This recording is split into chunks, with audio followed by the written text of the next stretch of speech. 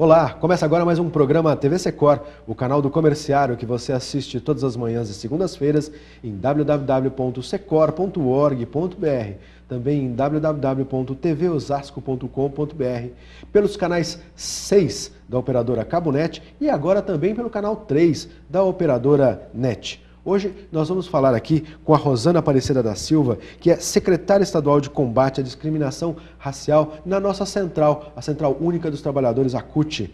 Também temos aqui a participação do Flávio Teixeira, ele que é diretor do Secor e vai participar desse primeiro bloco aqui conosco, desse bate-papo com a Rosana. Olá, Rosana, tudo bem? Tudo bem, tudo bem. Obrigado aí por ter vindo, ter reservado um espacinho aí na sua agenda, que na CUT a gente sabe que é intensa essa discussão sobre discriminação e a defesa da questão do gênero, né? Que é muito importante, de gênero e raça na CUT. E obrigado por você reservar aí um espacinho para conversar com o nosso comerciária que nos assiste. Flávio, obrigado por ter vindo também. Você que está aí incorporando essa discussão no sindicato, que tem participado de mesas e fóruns, obrigado aí pela sua participação. Eu que agradeço. Bom dia a todos. Bom dia, Rosana. Bom dia, companheiro Jefferson.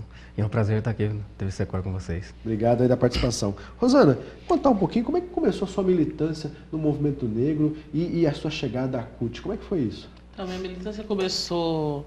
eu comecei a militar 18 anos atrás no movimento de mulheres negras, Negra Sim, onde a gente se reunia para discutir o que era ser mulher negra, como é que a gente podia trabalhar a questão racial, onde a gente estava, que é em Santo André, que eu sou de Santo André. E a gente começou a fazer uma formação, discutir, e começamos a participar de outros movimentos negros e outras entidades, e a gente começou a discutir, montar essa entidade que é Negra Sim, e começamos a avançar. E aí, nesse meio tempo, nesse tempo, apareceu um concurso público no Estado, para trabalhar em escola estadual, que na época era inspetora de alunos. Hoje já mudou para agente de organização, mas era inspetora de alunos. Passei no concurso, fui para o Estado e já participei, passando 2 anos no Estado, participei de uma primeira greve que teve do meu sindicato, e eu comecei a militar no sindicato nessa época também, logo... O seu sindicato é a FUSE, A FUSE, né? É o Sindicato de Funcionários e Servidores da Educação do Estado de São Paulo. O teu patrão é o Alckmin? É o Alckmin, infelizmente. Pois é, num segmento que é bastante complicado no Estado de São Paulo, a educação, bastante polêmico aí. Sucateado. Exatamente, né? Os indicadores não são muito positivos para a educação. Não são. A educação hoje, ela está... Acho que o Estado de São Paulo ele muda o sistema, mas assim, não alfabetiza, as crianças são excluídas, não tem uma interação nas escolas, a criança termina a primeira fase do seu ensino sem aprender a ler e escrever, tem muita violência, não tem um trabalho de fato com essas crianças. Tem uma escola integral que não tem professores, não tem nenhum tipo de lazer ou de matéria, de uma ocupação para essas crianças dentro da escola. Então a gente tem... A escola foi um depósito, né, de crianças. Pois é, e ela nos traz de volta ao nosso tema aqui. Ela acaba aprofundando esse abismo que faz com que se amplie a discriminação, se dificulte a inclusão, sobretudo do negro, da negra principalmente, da mulher negra, né, que continua distante aí na questão salarial, na questão de direitos. Mas a gente vai chegar lá. Vou falar ainda um pouquinho aí da sua chegada à Secretaria de Política de Combate à Discriminação Racial da CUT. Você falava para a gente, antes do programa começar, ali no bastidor, esse é o 2º mandato na CUT, Sim. né? E a Secretaria já começou no seu primeiro mandato. Eu vim no primeiro mandato, meu sindicato é um sindicato que é filiado à CUT, e aí nessa gestão, que estou no 2º mandato, no primeiro mandato da gestão, foi criada a Secretaria de Cultura, Meio Ambiente, várias outras secretarias, e eu vim para coordenar, para ser a secretária de combate ao racismo, a primeira secretária dessa secretaria, que a gente tem, nesses 30 anos de CUT, que foi 30 anos de CUT, nós tínhamos o coletivo de combate ao racismo, que ele é um coletivo atuante, fez marcha de zumbi, marcha de Dandara, participou de várias ações com o movimento negro, e aí se via a necessidade de ter uma secretaria de fato para a gente incorporar dentro da CUT as políticas com seus sindicatos na combate à discriminação racial. E aí se criou a Secretaria de Combate ao Racismo dentro da CUT, tanto estadual quanto a nacional. Então, antes não era uma secretaria, era um coletivo. Era um coletivo. Era um coletivo que agregava vários sindicatos que discutiam a questão racial.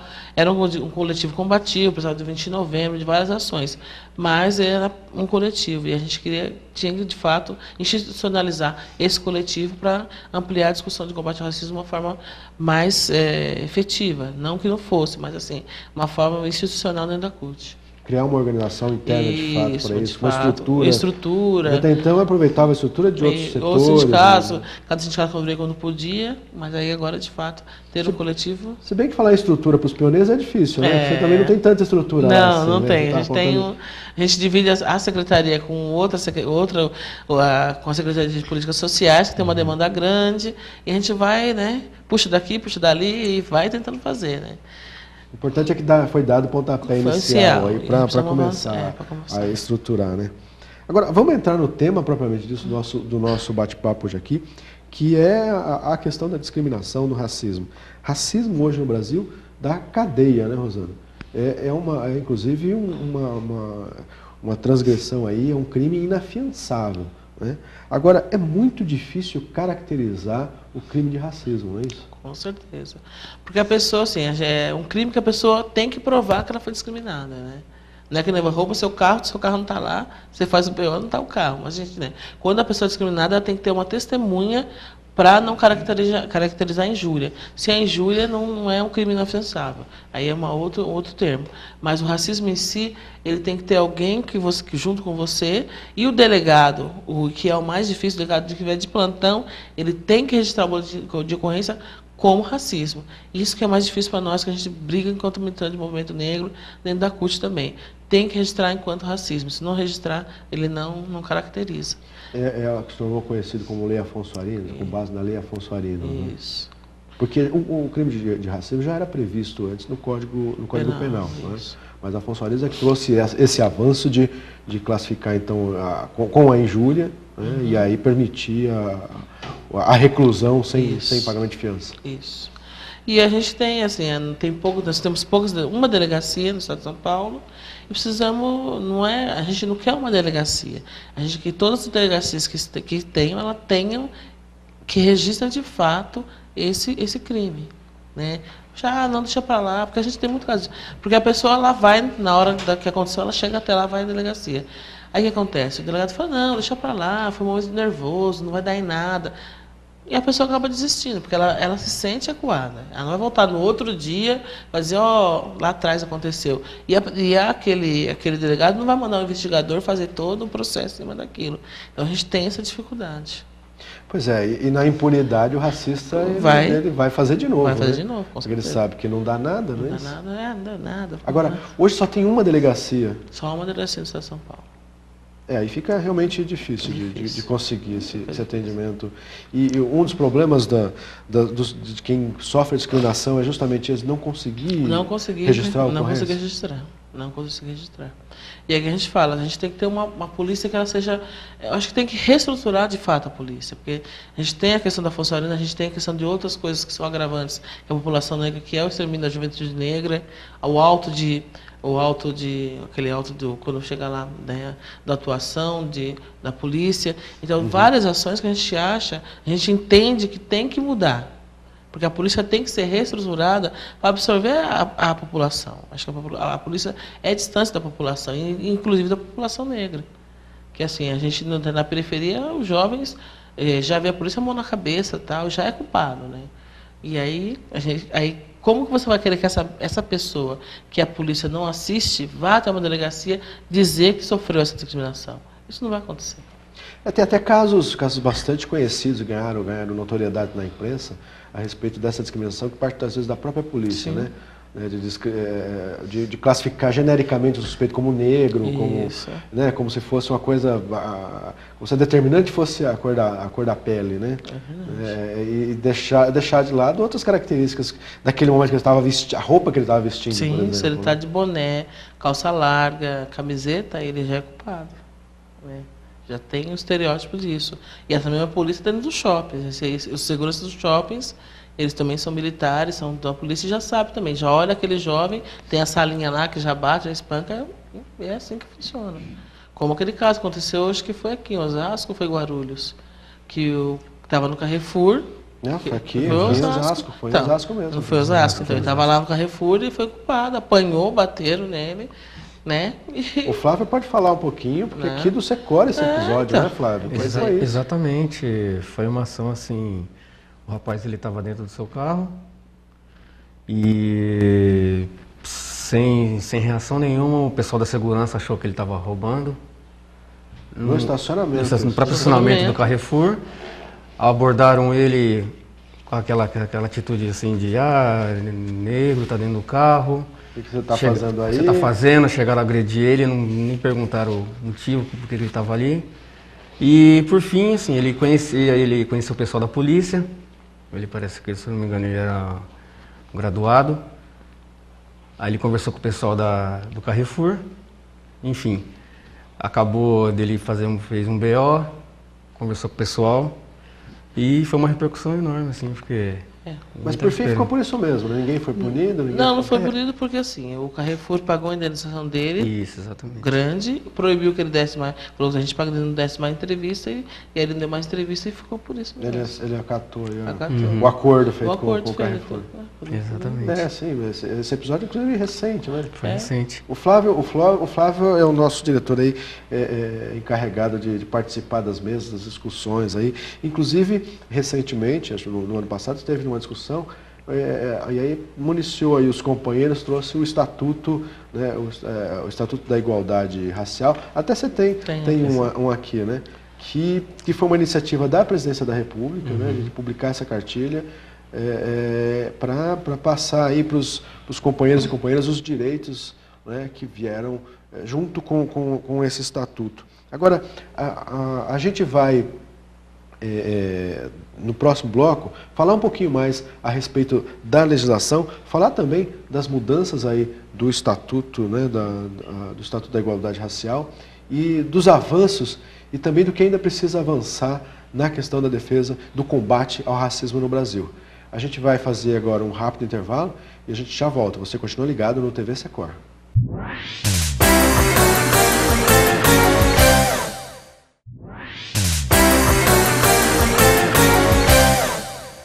Estamos de volta com o programa TV Secor, hoje falando de igualdade racial e combate ao racismo, com a Rosana Aparecida da Silva, secretária estadual de combate à discriminação racial da CUT, a nossa central sindical. Agora, para o segundo bloco, nós vamos contar também com a participação do nosso diretor de comunicação, Carlos Alberto Arruda. Olá, Carlos Alberto, tudo bem? Bom dia, companheiro Jefferson, bom dia, Rosana. É um prazer ter você com a gente aqui, explicando um pouquinho dessa mazela que afeta tanto o negro, né, de uma maneira em geral, ninguém tem respeito por ninguém. Bom dia, comerciário e comerciárias, e a gente está sempre aqui atento, né, trazendo algumas informações para vocês, e é uma coisa nova aqui também, né, o racismo, assim, trazendo a Rosana para dar algumas explicações, né, e a gente, bola para frente. Vou pedir depois, aí próximo aí do final desse bloco, alguns informes do Arruda a respeito da luta do comerciário, da comerciária, nesse momento em campanha salarial e com várias frentes aí de luta em algumas empresas importantes da nossa base. Mas nós terminamos o primeiro bloco, Rosana, falando aí a respeito da caracterização do racismo e comentei que falaríamos a respeito do Estatuto, né, da Igualdade Racial, da legislação de apoio. Sempre tem uma polêmica envolvendo a questão racial, que é a questão das cotas. Eu costumo frisar bastante esse tema, e lembrar as pessoas da necessidade das cotas, que é uma disposição, um dispositivo de afirmação, de compensação, né, que é temporário e é necessário, porque hoje o sistema é desigual e para tentar imediatamente corrigir esse erro histórico, né, com a comunidade afro-brasileira, né, com os descendentes, né, dos escravos, dessa coisa que foi humilhante, foi degradante do Brasil, abrigar esse tipo de relação da escravidão, é preciso fazer uma compensação nesse momento para elevar, para trazer o conceito de igualdade. É isso, cota é temporário, mas necessário, não é isso, Rosana? Com certeza, acho que é assim. E falando de cotas, esse estatuto aqui demorou 10 anos para ser efetivado. Por quê? Porque ele tinha cotas aqui dentro. ele tinha cotas até na questão da TV. Né? E aí tiveram que reformular algumas ações do Estatuto e tirar a questão, inclusive, de cotas aqui, para ele poder ser aprovado. Então, quando você fala de cotas, quando o negro vai ocupar, vai ocupar esse espaço, o que é racista, ele sabe que está ocupando um espaço que é de alguém, que ele vai perder espaço. Então, ele descaracteriza a questão das cotas para que o próprio negro se sinta inferiorizado. Então, as cotas começam, assim, a mídia vai muito em cima, as TVs vão muito em cima. Você tem um comercial hoje que fala de um jornal que fala, é uma mulher negra, uma jovem negra falando, a Folha é contra as cotas, eu também. Quer dizer, não podia ser o contrário, eu sou a favor das cotas. Quer dizer, ainda assim eles não perdem a chance de bater que são contrários às cotas. E o Estatuto, quando ele foi feito, ele teve que ser tirado. Foi uma discussão de 10 anos que o Paulo Paim escreveu esse Estatuto, ele teve que ser reformulado e aprovado. E o ano passado ele fez 1 ano da sua aprovação, o ano passado. E nós da CUT, nós reeditamos o Estatuto e fizemos o relacionamento e a discussão em várias subsedes da CUT do Estatuto da Promoção da Igualdade Racial. Porque tem várias ações aqui que são importantes até para discutir nas prefeituras, políticas públicas, política de várias políticas que tem aqui dentro, até inclusive, que a gente discute também, tem 10 anos de aprovação, que é a Lei 10.679, que é a história da África nos currículos escolares, também está dentro do Estatuto. E também é uma lei que é de 10 anos e também não é implementada. Então, o movimento negro, a gente, como movimento negro, e também como Central Única dos Trabalhadores, Secretaria de Combate ao Racismo, a gente não pode deixar morrer essas lutas. A gente tem que sempre estar efetivando, falando disso, para poder não esquecer, senão, se deixar do poder público e de quem estiver legislando nesse momento, ele morre. Quais você caracteriza, quais você destaca, foram os avanços do Estatuto da Igualdade Racial? Eu acho que assim, o avanço do Estatuto é uma grita do que a gente tem das políticas públicas que o movimento vem discutindo, na questão do trabalho, na questão da cultura, na questão de matriz africana, né, do direito das mulheres negras, direitos dos jovens negros, está dentro do Estatuto. Eu acho que o Estatuto ele é como um guia para nós militantes na questão de políticas de combate à discriminação racial. Tem a parte que a gente fala aqui do Golden FAT, do Fundo de Garantia, de propostas para poder ter políticas para a juventude. A gente tem a política da questão da terra, a questão dos quilombolas, né, que a gente tem lá também. Os quilombolas estão lá, eles não podem fazer nenhum benefício na terra, mas você anda 2 passinhos, o cara compra um condomínio e faz um puta hotel lá, no mesmo espaço do quilombola. Uhum. Então, eu acho que direito à terra, direito à educação, a questão da cultura, a capoeira é um patrimônio patrimônio já nosso, que já foi instituído pelo governo federal, e não é uma coisa ainda que não está implementada. Você não tem isso nas escolas, você não tem a cultura da educação, da cultura negra dentro das escolas. A religião de matriz africana ainda é muito perseguida. Sem dúvida. É muito perseguida. Uma criança que, se ela for com um torso numa escola, ou se ela fizer a sua obrigação, for lá com o cabelo raspado, ela é totalmente discriminada dentro de uma escola. Então, assim, enquanto a gente não tiver... Algo que não existe para outras religiões que tem esse tipo de... Se ele fosse budista, se ele fosse judeu, não tinha problema nenhum. É a questão do tom da pele. Então, descaracterizar. Então, o Estatuto ele vem nessa linha de legitimar as ações do movimento negro no combate à discriminação racial. E a gente não pode deixar esquecer. E a educação, acho que o grande carro-fecha do Estatuto é a questão da educação. A gente busca, assim, no Estado de São Paulo, implementar a questão da história da África nos currículos escolares, não em questão de matéria, mas ele transversalizar todas as matérias, para você não perder a cultura. A cultura africana ela não vem só na questão do esporte, vem na fala, na matemática. Puxa vida, ela está na raiz de todas as manifestações do brasileiro. Então, e assim, a gente não sabe, a gente não consegue implementar isso. E a gente tem uma briga, o governo do Estado de São Paulo, grande na implementação da lei, na formação e inclusive nas escolas particulares. Se está na LDB, por que não implementa, né? Exatamente. Agora, quais são, Rosana, hoje, para a CUT, na Secretaria, os principais desafios da Secretaria de Combate ao Racismo? Você falava para a gente nos bastidores, tem aí a questão das resoluções que o Brasil ratifica e que precisam ser batalhadas para serem implementadas de fato no país. A gente trabalha muito lá na Secretaria, acho que o nosso grande carro-chefe é a Convenção 100, que é direito igual entre homens e mulheres, né? Uhum. E a Convenção 111, que diz que ela acaba com toda e qualquer forma de discriminação racial no local de trabalho. Então, a gente tem como esse carro-chefe, porque a gente entende que o local de trabalho,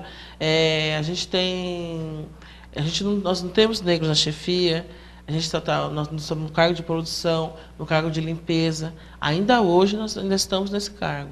Então a gente entende que tem que fazer uma formação com quem nos recebe, quem contrata, que são os RH, uma formação com os chefes de setores, com a chefia. Por quê? Porque assim, quem que dá a sua promoção? É o chefe de setor que vai ver se você trabalhou bem ou não, vai te dar a sua promoção. Se ele ver você enquanto negro e negra de uma forma discriminatória, você não vai sair daquele cargo. Isso, nós somos os primeiros a serem demitidos também. E também não conseguimos retornar ao mercado de trabalho. Você tem uma retomada do mercado de trabalho, mas você não vê os negros e as negras retomando o mercado de trabalho.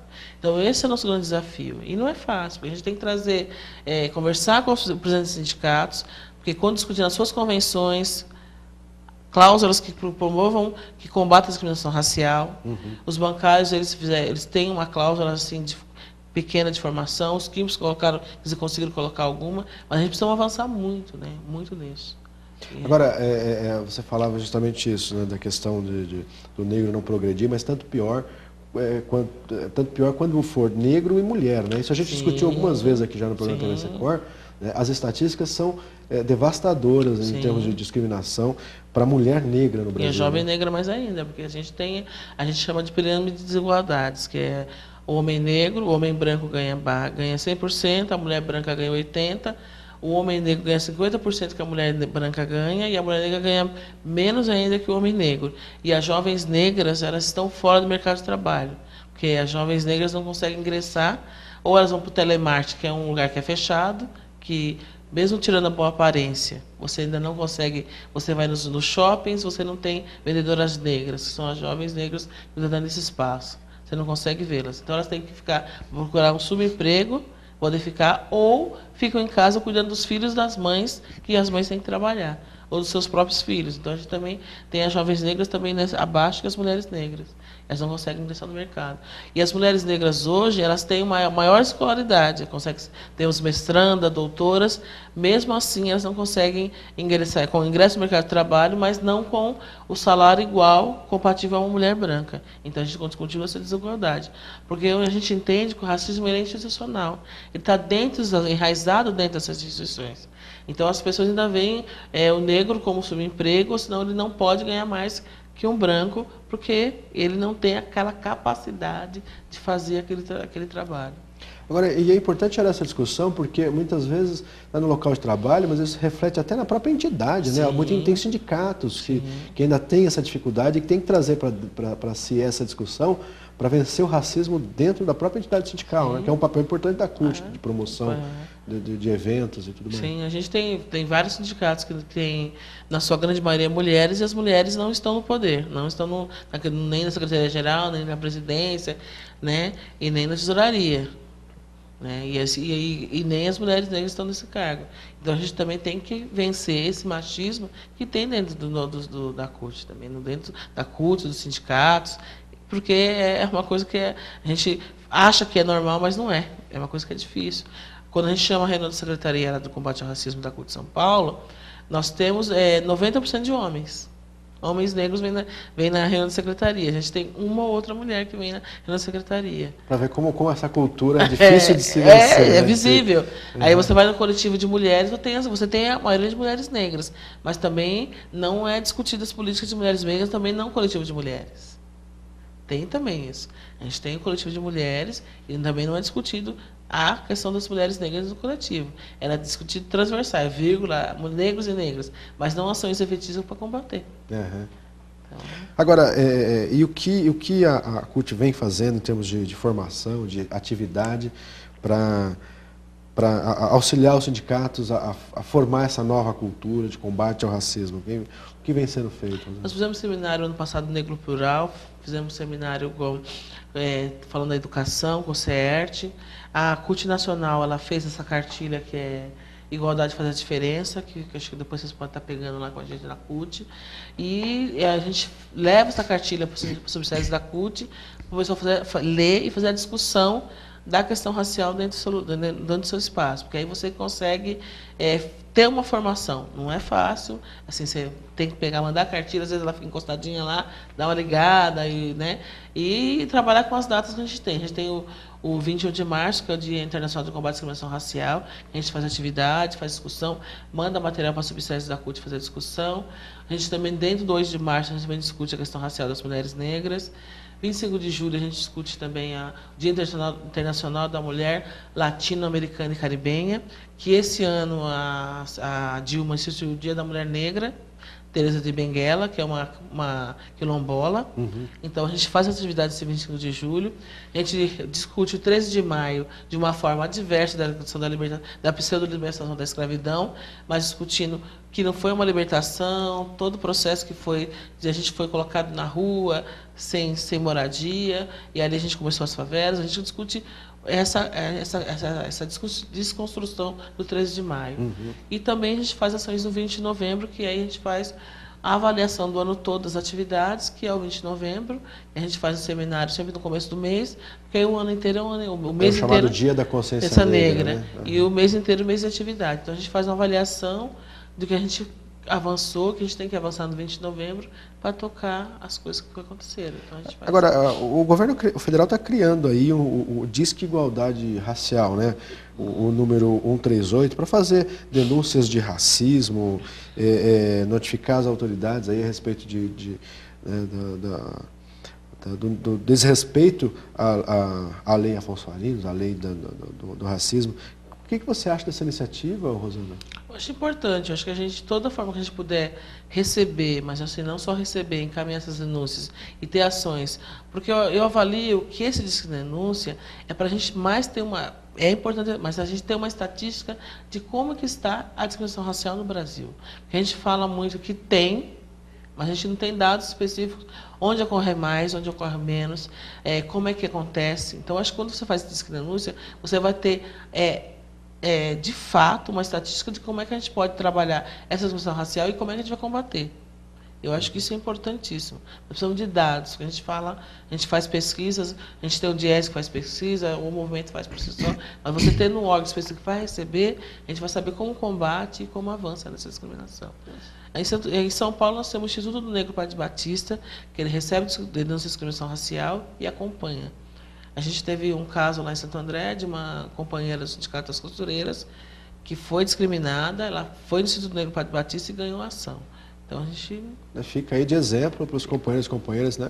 Que é importante batalhar pelos seus direitos, né, Ruda? E ir para cima mesmo. Justamente, é assim, eu acho que enquanto não entrar um governo de fibra que realmente imponha uma lei, mas lei que realmente puna mesmo de verdade, vai ser sempre assim, porque assim...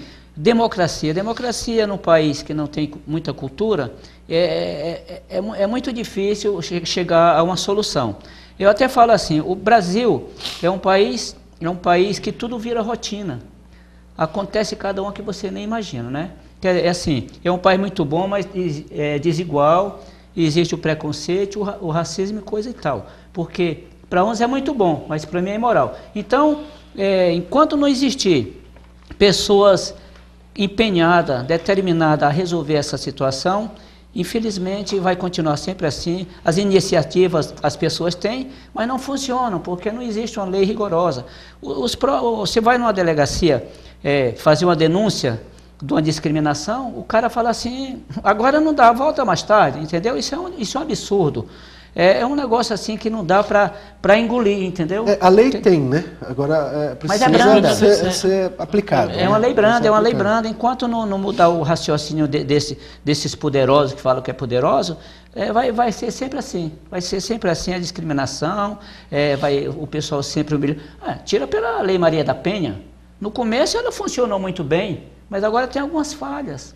Porque joga um cara lá que tem uma faculdade comprada, falo sem medo de errar, comprada, porque é filho de papai, entra lá dentro, um diplomazinho pronto, e assume um cargo importante e não sabe na realidade nem para onde vai aquilo que ele tá tentando defender, né? É por isso que acontece esse tipo de situação, Jefferson. E queria também falar que nós estamos aí trazendo sempre coisa nova para o comerciário, Ele fala para algumas empresas, assim que nem a TTX, a Pontal, Supermercado Paraná, que fica atento, que os trabalhadores vão ter a resposta que precisam, que eles não são a lei. A lei existe, mas eles não são a lei. Tá? Fique atento sobre isso aí. É isso aí. E com esse recado para as empresas, o TV Secor fica por aqui. Você já sabe, não fique só, fique sócio. Confira no site do seu sindicato em www.secor.org.br todos os benefícios e vantagens de ser um associado. Confira também nas redes sociais aí no Facebook, facebook.com/secorcut, tudo que você precisa para acompanhar o dia a dia da sua entidade. E nós ficamos por aqui, aguardo você na próxima semana. Até lá!